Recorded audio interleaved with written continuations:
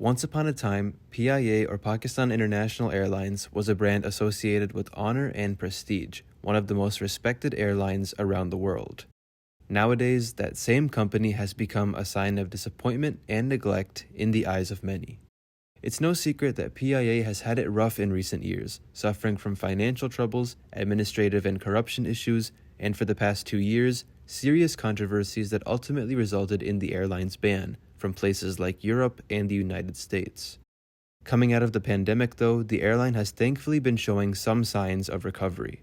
Even though the recent bans on PIA continue to be problems, they've actually found a way to work around these hurdles and simultaneously benefit from them. How they are doing it exactly we'll discuss in today's video, so without any further delay, let's begin.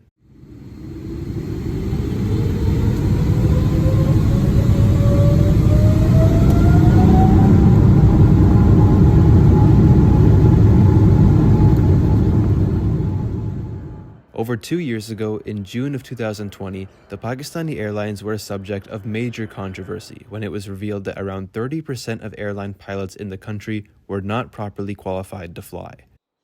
This issue came just weeks following the tragic crash of PIA Flight 8303, the pilots of which were indeed qualified, just to make it clear. However, the circumstances under which the flight crashed really put into question PIA's training and safety procedures.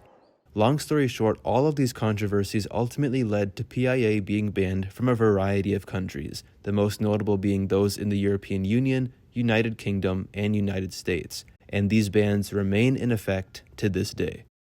This had a tremendous impact on PIA as the airline operated a significant number of flights to both the EU and UK. PIA's US network, on the other hand, had been non-existent since 2017 when they ended New York JFK.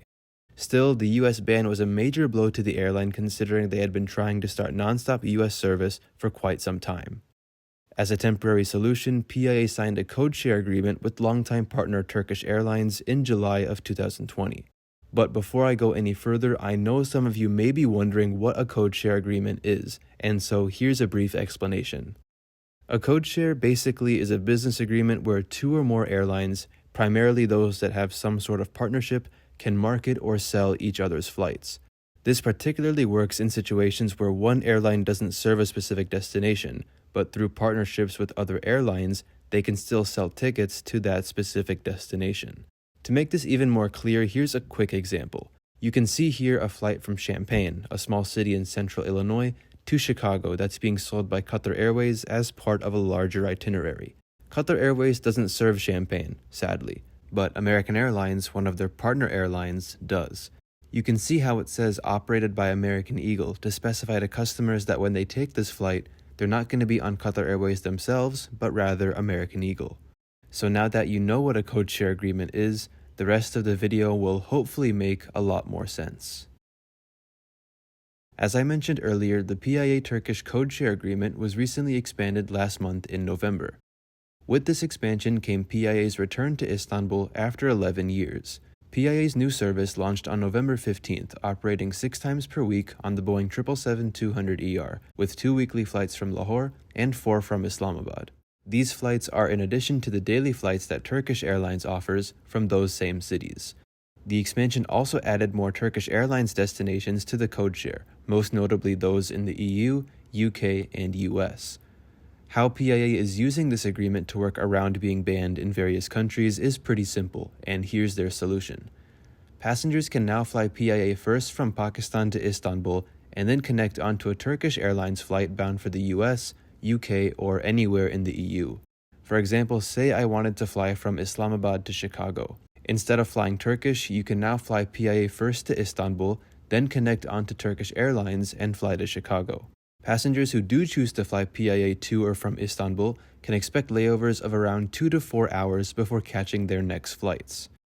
Ever since this expanded partnership was launched last month, PIA has earned over 2.1 billion Pakistani rupees, or roughly $9.4 million US, and they've consistently been achieving high load factors on their new Istanbul flights. This is big news for the airline, as when the EU and UK bans went into effect, PIA lost service to all of the cities shown here that accounted for roughly 30 to 37% of the airline's revenue.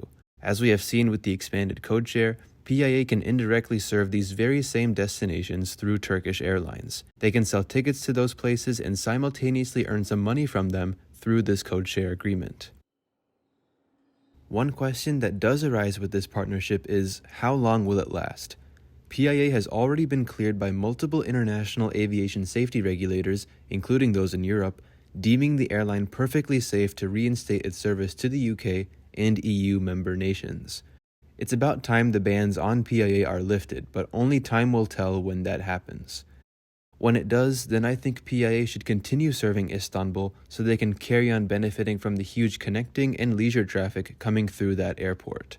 And more on leisure travel, Pakistan to Turkey is a rapidly growing market. This is primarily thanks to the friendly ties these countries have held for over 75 years, which has contributed to significant trade and tourism growth between them.